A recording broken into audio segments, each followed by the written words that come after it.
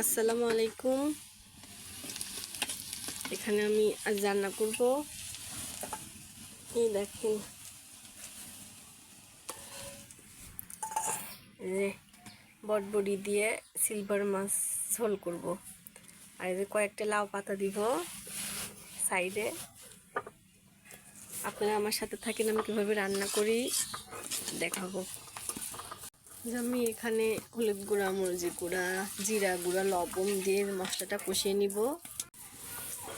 মাছ বটবড়ি দিয়ে দিব।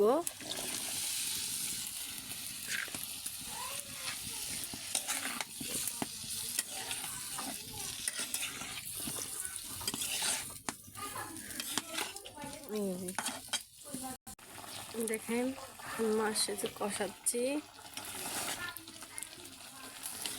মানে আস্তে করে লাড়তে হবে, তাছাড়া মাছ ভেঙে যাবে।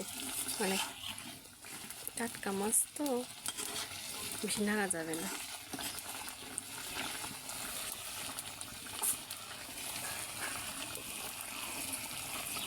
কষিয়ে ঝোল দিব।